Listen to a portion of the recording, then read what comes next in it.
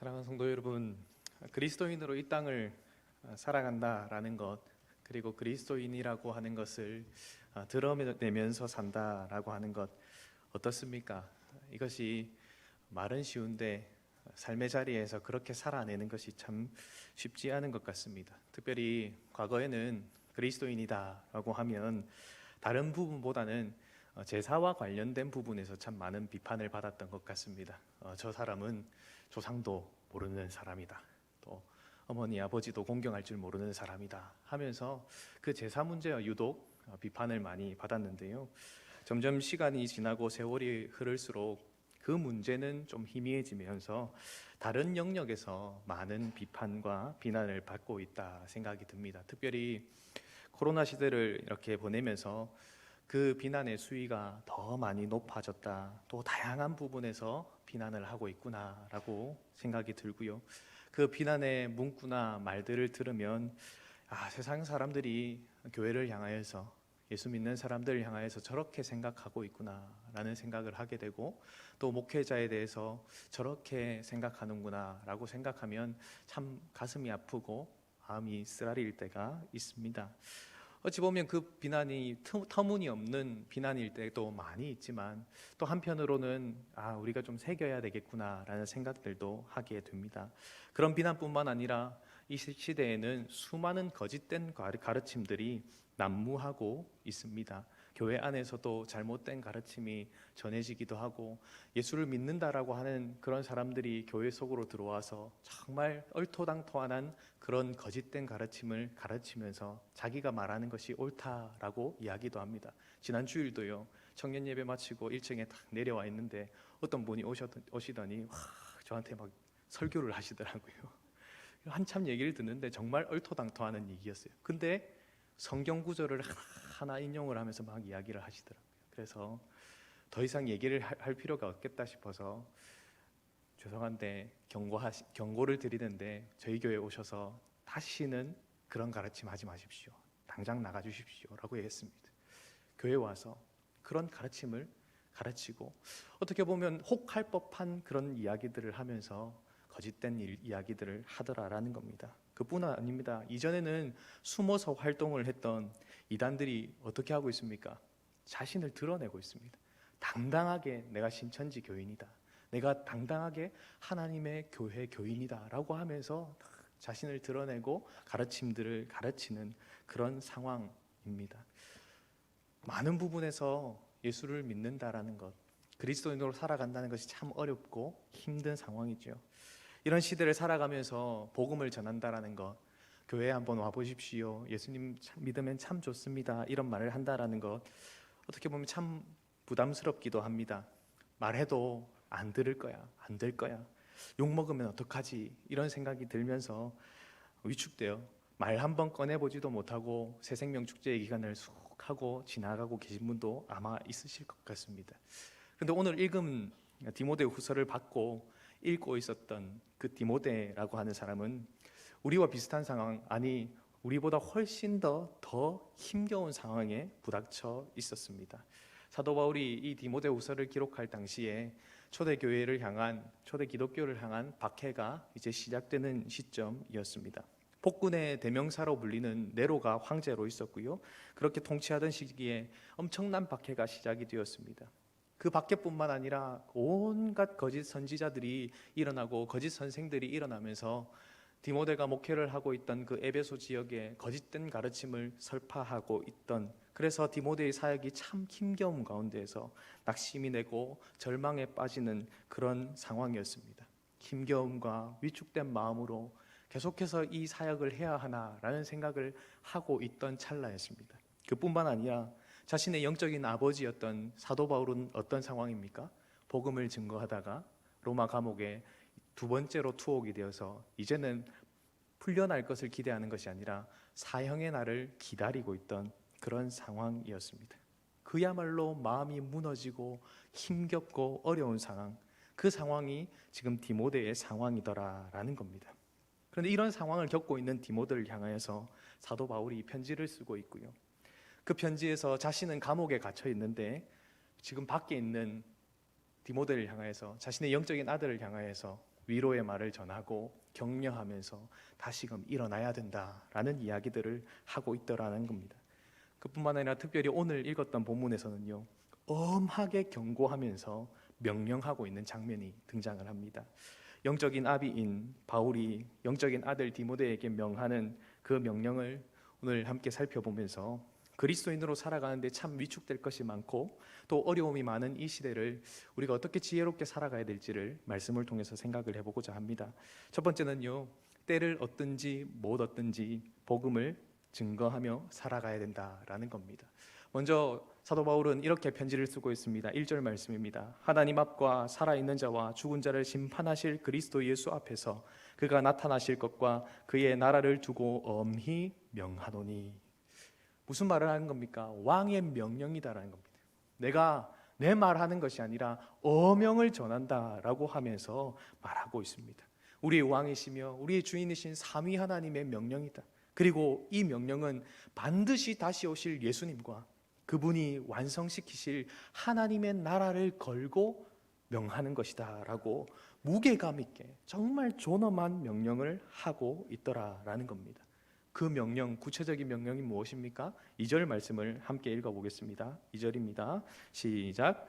너는 말씀을 전파하라. 때를 얻든지 못 얻든지 항상 힘쓰라. 경책하며 경계하며 권하라. 아멘. 앞에서도 언급했듯이 참 힘든 시기인데 뭐라고 얘기합니까? 하나님의 말씀을 전파하라 라고 말합니다. 복음을 전하라는 겁니다. 때를 얻든지 못 얻든지, 기회가 좋든지 나쁘든지, 형편이 어떠하든지 간에 항상 이 일에 힘쓰고 범사에 행하라 라고 말씀하고 있는 것이죠. 사실 이 말을 할 만한 상황이 아닙니다. 이미 앞에서도 언급을 했듯이 본격적인 박해가 시작되었습니다. 날이 갈수록 그 박해는 거세지고 있었습니다. 그뿐만 아니라 거짓 교사들은 말씀을 가르치면 가르칠수록 거짓된 가르침을 더 부풀려서 가르치면서 성도들을 미혹하고 있는 그런 상황이었습니다. 편지를 쓰고 있는 바울 자신은 언제 죽을지도 모르는 그런 시간들을 보내고 있는 그런 상황이었습니다. 그 일 때문에 지금 디모데는 마음이 무너져 있습니다. 이 일 때문에 좌절감에 사로잡혀 있습니다. 이 일 때문에 사도 바울이 그 영적인 아버지가 조금은 부끄럽게 여겨지기도 하는 그런 상황이었습니다. 그런데 뭐라고 합니까? 그 일에 힘쓰라는 겁니다. 그 일 하다가 지금 위축되어 있는데, 그 일 때문에 힘겨워 죽겠는데 그 일을 하라라고, 그것도 준엄한 왕의 명령이기에 해야 한다라고 말하고 있습니다. 왜 그렇게 해야 합니까? 사랑하는 성도 여러분, 세상에서 그냥 살아가기도 빡빡하고 힘들고 지치는데 그리스도인이라는 것을 나타내고 복음을 전하고 복음을 드러내면서 살아가야 한다. 왜 하나님 그렇게 말씀하십니까? 그것은 우리가 전하는 그 복음이 나를 살리기 때문입니다. 내가 전하는 그 복음, 그것이 그 말을 듣는 사람도 살리지만 전하는 나를 살리고 회복시키기 때문에 그렇습니다. 그 복음을 말하는 나를 그 절망과 좌절의 자리에서 다시금 일으켜서 다시금 시작할 수 있도록 힘을 더해주기 때문에 그렇습니다. 우리가 복음을 전할 때에 하나님의 사랑을 말로써 표현하고 또 우리가 받은 그 은혜를 드러내며 간증할 때에 상대는 거절할지 모르고 때론 그 말을 들으면서 욕을 할지도 모르겠지만, 거친 반응을 할지도 모르겠지만, 그 복음을 전하는 말을 가장 먼저 듣는 나라는 존재가 살아나는 겁니다. 많은 사람에게 복음을 전하면요, 그 사람은 한 번 복음 듣지만 전하는 나는 어떻습니까? 전하는 만큼 내 입에서 전해진 말이 내 귀로 들리게 되는 것입니다. 그렇기에 복음을 전할 때에 상대방의 반응에 일희일비할 필요가 없습니다. 믿을 수도 있고요, 믿지 않을 수도 있습니다. 초청을 했을 때에 그 초청에 응할 수도 있고 거절할 수도 있습니다. 그것에 우리가 일희일비하는 것이 아니라 그 내가 전하는 복음이 무엇인가, 내가 전하는 그 하나님의 사랑과 그 하나님의 은혜가 무엇인가를 우리는 집중하며 들어야 합니다. 그것이 나를 살리고 회복시키기 때문에 그렇습니다. 정말 위축되고 낙심되는 그 상황, 낙심과 좌절을 경험하고 있는 그 상황에 내가 말씀 때문에 살아나는 역사, 그리고 그 말씀 때문에 하나님의 사람으로 빚어져가는 일들을 경험하게 되는 자리가 바로 우리가 우리의 입술로 복음을 전하는 자리라는 겁니다. 오늘 본문에 앞선 디모데후서 3장의 말미에서는요, 이렇게 기록을 하고 있습니다. 3장 14절부터 17절입니다. 그러나 너는 배우고 확신한 일에 거하라. 너는 내가 누구에게서 배운 것을 알며 또 어려서부터 성경을 알아나니 성경은 능히 너로 하여금 그리스도 예수 안에 있는 믿음으로 말미암아 구원에 이르는 지혜가 있게 하느니라. 모든 성경은 하나님의 감동으로 된 것으로 교훈과 책망과 바르게 함과 의로 교육하기에 유익하니 이는 하나님의 사람으로 온전하게 하며 모든 선한 일을 행할 능력을 갖추게 하려 함이라. 아멘. 박해하는 자들이 일어날 것이고, 그래서 그들 때문에 고난의 가운데로 이끌어질 것이고, 악한 자들이 와서 계속해서 속이고 성도들을 빼앗는 일들을 하게 되겠지만, 사랑하는 아들 디모데야, 네가 할 일이 있다. 너는 배우고 확신한 일, 그 복음 안에 거하라 라고 말하는 겁니다. 왜 그렇습니까? 복음 안에 거할 때에 그 복음을 믿는 그 믿음으로 그를 구원에 이르게 하도록 할 것이고, 그 성경이 그로 하여금 교훈하고 책망하고 바르게 하고 의로 교육함을 통하여서 디모데를 하나님의 사람으로 온전하게 하고 모든 선한 일을 행할 능력을 갖추게 하기 때문입니다. 그렇기에 너는 하나님의 준엄한 명령을 따라서 복음을 전파하라. 이 어려운 상황에서도 말씀을 증거하라 라고 말씀하고 있다라는 것입니다. 주 안에서 사랑하는 성도 여러분, 어려운 시기에 복음을 전한다라는 것 더없이 힘겹게 느껴질지도 모릅니다. 하지만 우리가 이럴 때일수록 더욱더 복음을 전하는 일, 하나님의 사랑을 드러내면서 믿지 않는 사람들을, 우리의 태신자들을 교회로 초청하는 일을 해야 합니다. 하나님의 사랑과 은혜에 대해서 믿지 않는 자들에게 말해야 한다라는 겁니다. 사랑하는 여러분, 이 시기에 복음에 집중할 수 있기를 간절히 소망합니다. 그 복음이, 그 사랑이, 그 십자가의 은혜가 나의 태신자들을 이 자리로, 하나님을 만나는 자리로 이끌 뿐만 아니라 나를 다시금 새롭게 하고 주저앉아 있는 나를 일으킬 것입니다. 그렇기에 사랑하는 여러분, 다시금 이 복음을 전하는 일, 때를 얻든지 못 얻든지 항상 이 일에 힘쓰는 저와 여러분 되기를 간절히 소망합니다. 두 번째로, 우리가 이 땅에서 인내하면서 이 일을 감당해야 한다라고 말씀합니다. 때를 얻든지 못 얻든지 말씀을 전파하는 일에 항상 힘쓰라고 한 사도 바울은 이어서 이렇게 말하고 있습니다. 2절 하반절을 보시면요, 범사의 오래 참음과 가르침으로 경책하며 경계하며 권하라 라고 말합니다. 복음을 전할 때에 우리의 마음가짐이 어떠해야 되냐고 얘기하냐면요, 오래 참아야 된다는 겁니다. 인내해야 한다라는 겁니다. 복음을 전한다고 해서 쉽게 그들이 믿지 않는다는 것입니다.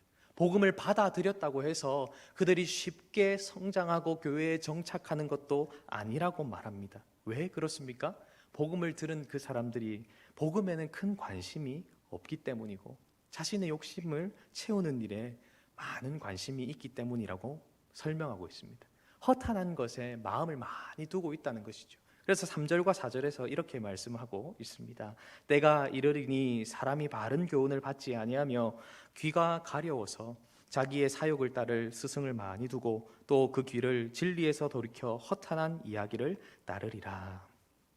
사람들이 바른 교훈, 그 복음, 그것 관심 잘 안 가진다라는 겁니다. 복음을 들었다 하더라도 자기의 사적인 욕심을 부채질하는 그 소리에 쉽사리 넘어진다는 겁니다. 그 귀는 진리가 아닌 허탄한 이야기를 할 때 더 귀가 솔깃해서 더 집중하기 일쑤라는 것입니다. 그렇기에 복음을 전하는 우리의 자세, 마음가짐은요, 인내하는 겁니다.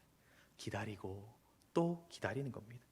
그들이 복음을 들어서 그 복음 앞에, 하나님 앞에 나왔다고 한다면 그들이 복음 안에서 바로 설 때까지 또 기다려주고 기다려주면서 그들을 권면하고 경계하고 가르쳐야 한다라는 겁니다.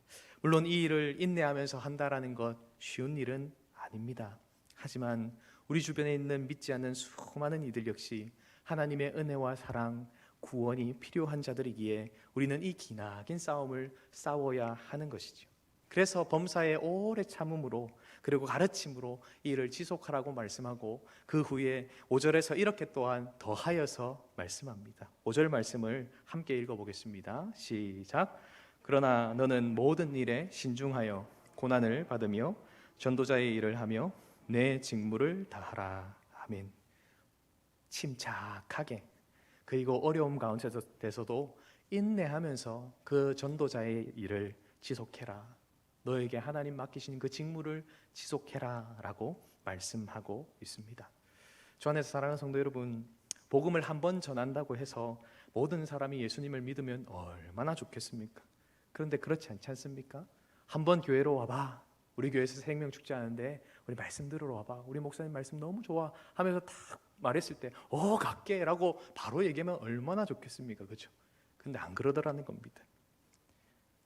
모든 사람이 바른 길, 진리의 길을 따르기보다는 자신의 욕심을 따르는 삶을 더 좋아하고 더 관심이 있기 때문에 그렇습니다. 그럼에도 우리는 끝까지 인내하면서 이 일을 해야 합니다. 포기하지 말고 해야 할 일이 이 일입니다. 한 번 말해서 안 되면요, 2번 말하는 겁니다. 2번 말해서 안 되면 3번 말하면 되는 겁니다. 고구마 전도왕으로 유명하신 김기동 목사님이 이런 말씀을 하시더라고요. 고구마가 익었는지 확인하려면 어떻게 합니까? 젓가락으로 쭉 찔러보지 않습니까? 그런 것처럼 젓가락과 같은 말이 있다라는 겁니다. 4가지 표현인데요. 예수 믿으십니까?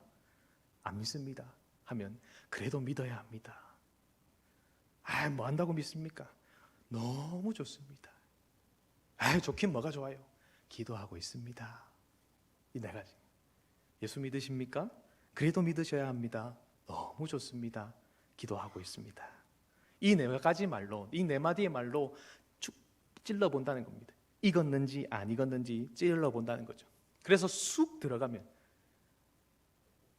들어가면요, 그 사람에게 복음을 전하고 또 하나님의 사랑을, 하나님 사랑받은 나의 이야기를 이야기하면서 교회로 초청한다라는 겁니다.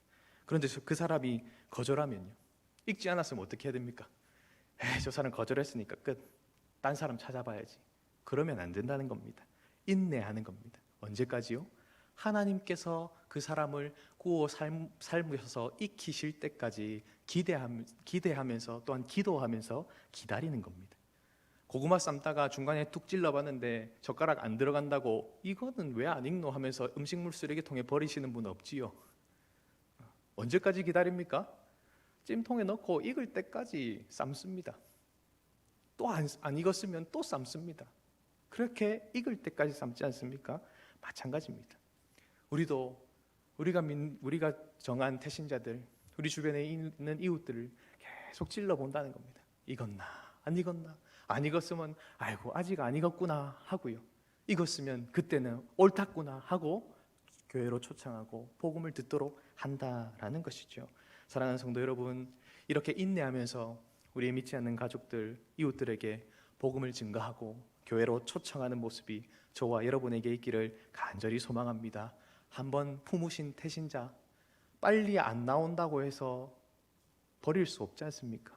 한번 품었지 않습니까? 나올 때까지.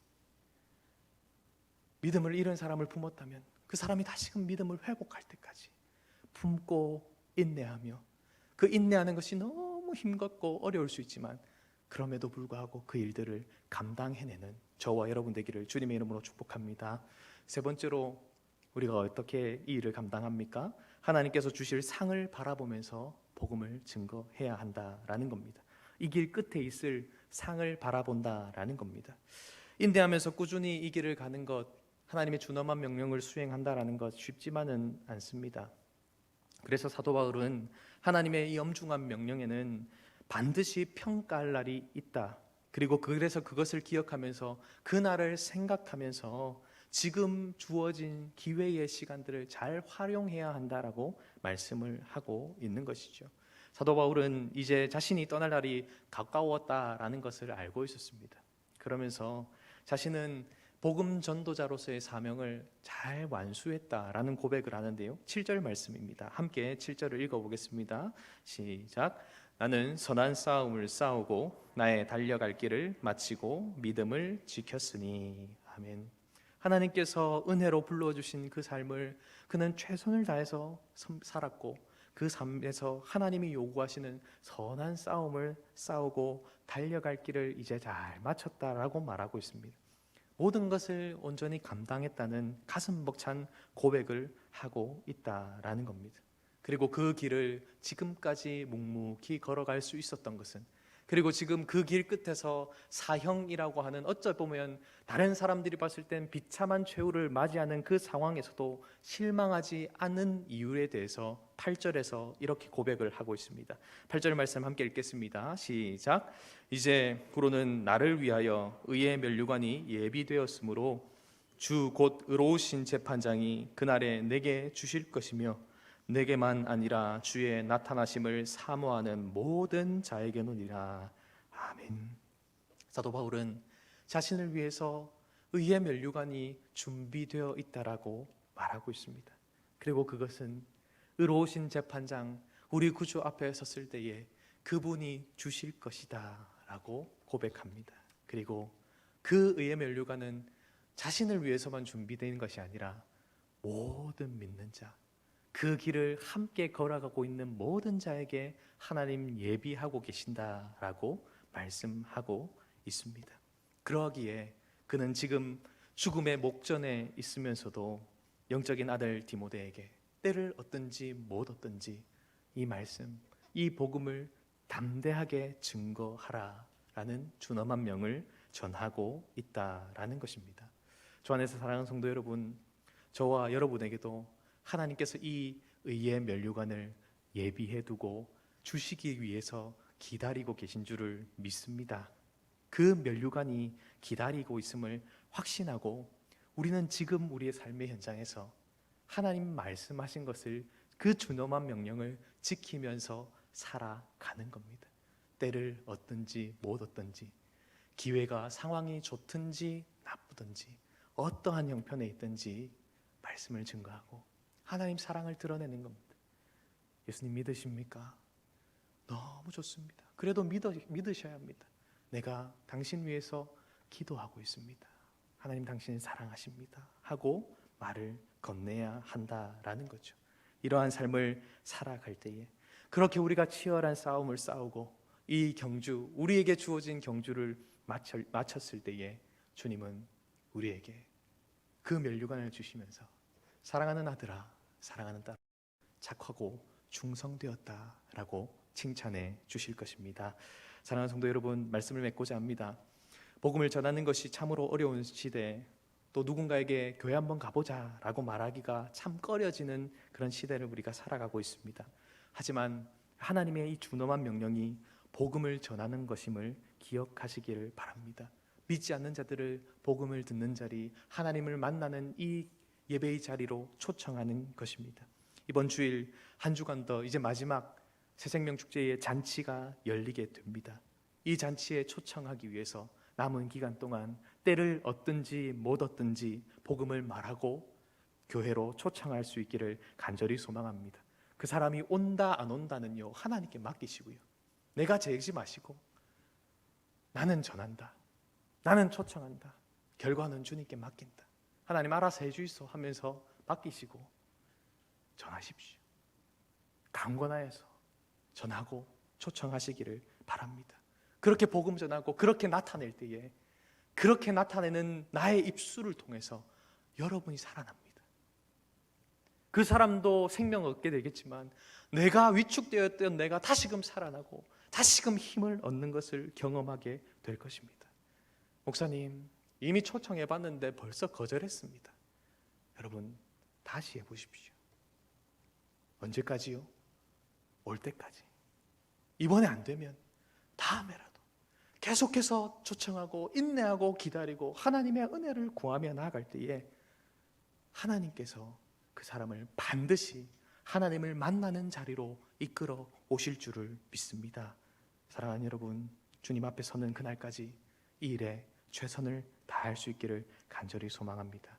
그래서 이 일이 정말 나의 직무임을 알고 열심을 다해서 당당하고 담대하게 전함을 통하여서 하나님 앞에서 정말 우리가 하나님 앞에 설 때에 그 의의 면류관, 그 생명의 면류관을 받고 하나님께 영광 돌리는 우리의 모습이 되기를 주님의 이름으로 소망합니다. 아멘.